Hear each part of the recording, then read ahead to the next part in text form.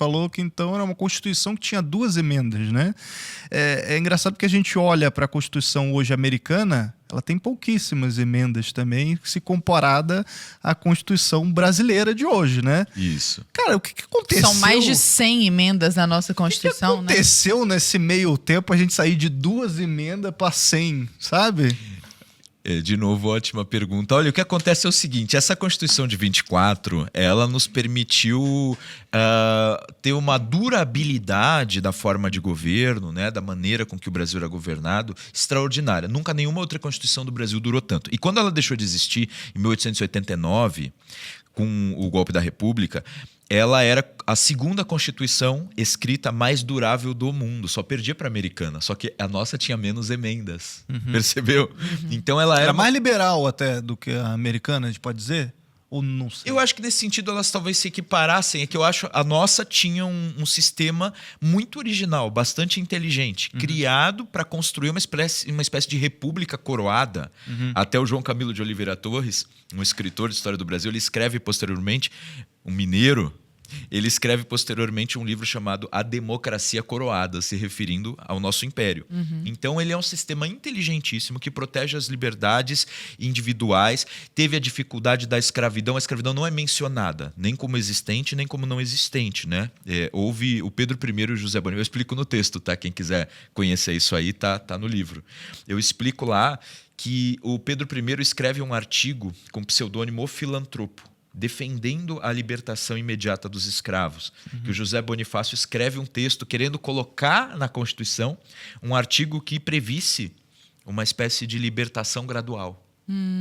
Só que não passou. Então eles deixaram 100, mas ao mesmo tempo foi um trabalho, né, de 6 décadas para que eles conquistassem. Só que a liberdade de imprensa prevista, existe todo um... Liberdade religiosa. A liberdade religiosa, com limitações, porque havia religião oficial. Então, a religião oficial era a Igreja Católica Apostólica Romana, as outras tinham a liberdade de existir. Então, tem o item da liberdade religiosa, mas elas não podiam ter forma de templo, sabe? Então, a forma de templo só a católica.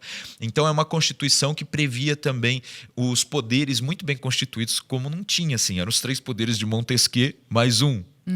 E esse mais um era justamente para quando houvesse conflito entre os poderes, esse mais um perfeitamente previsto no texto da Constituição atuasse de uma maneira que pudesse diminuir a tensão ou pelo menos readequar ali o sistema dos poderes. Mas o imperador, aí que está, um poder tal, um poder irresponsável. Gente, não estou dizendo irresponsável para falar mal do poder. Não, é que aquele que usava o poder moderador não podia ser responsabilizado porque ele era a última instância, só tinha Deus acima dele. Então está escrito até aqui. É irresponsável. Então é o poder que tem que ser usado com muito cuidado. E o que ele pode fazer está escrito na Constituição. Está escrito aqui. Ele pode, por exemplo, dissolver a Câmara e convocar novas eleições. Ele pode suspender juízes. Ele pode perdoar sentenças. Então, assim, ele pode demitir o presidente. Tinha presidente, né? A partir de 1847, tinha um presidente do Conselho de Ministros. O imperador podia nomear o presidente e o presidente nomeava os ministros. Então, ele podia demitir o presidente, caiu o gabinete todo. E aí ele nomeava outro. Isso sempre tendo em vista o quê? Um poder invadiu a instância do outro. Tem um poder realmente avançando sobre... Uma crise entre os 2 poderes. Não conhecemos essa realidade. Também nunca ouvi falar nisso. E aí ou havia uma crise muito grande de impopularidade daqueles que estavam à frente. Não era necessário esperar o mandato acabar. O imperador poderia, né, derrubar. Ou havia crise de guerra. Havia uma guerra e é um governo civil totalmente despreparado para aquilo. Então, todas essas circunstâncias foram objeto de uso do poder moderador. E ele foi usado de uma maneira pelo Pedro I, porque antes de 1847, Pedro I vai, para aqueles que não sabem, Pedro I vai de 1822, quando ele vira imperador do Brasil após a independência, até 1831. De 31 a 1840, a gente tem um período chamado de regência, porque o imperador tinha ido para Portugal e o Pedro II, ele tinha 5 anos de idade, né, em 31. Então... Aí essa regência foram regentes que eram muitas vezes, a princípio, segundo a Constituição, que já previa, regentes são tais, tais e tais. Então tem uma regência provisória que escolhe a permanente. Aí quiseram fazer um experimento republicano, puseram um voto quase universal para eleger o regente. Fizeram, deu tão errado, tão errado, tão errado, que botaram o imperador com 14 anos para ser considerado maior. Lembra? O golpe da maioridade. Então, Sim. em 40, o Pedro II, com 14 anos, é considerado maior de idade. Aí ele assume.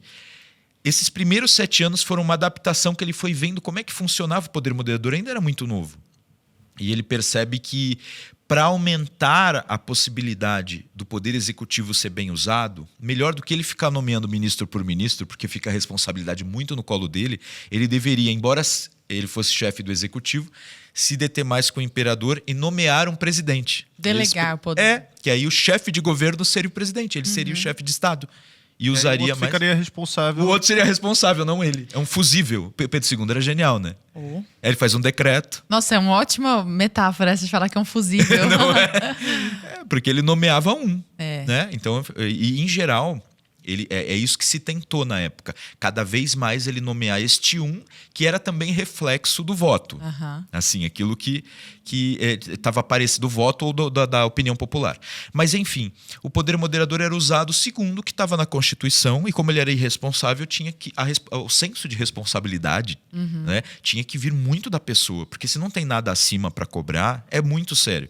Então a gente interpreta que foi muito bem usado. Agora, hoje, quem que é irresponsável? Não, o presidente da República é responsável. Houve na história o presidente Lincoln dos Estados Unidos, ele considerava que a instância superior era o presidente da República. Então, se houvesse qualquer dúvida em qualquer coisa, quem poderia tomar as decisões e colocar inclusive invadindo outros poderes quando necessário, ou seja, ele inventou que um poder moderador, Sim. se precisasse ser usado, era o presidente da República.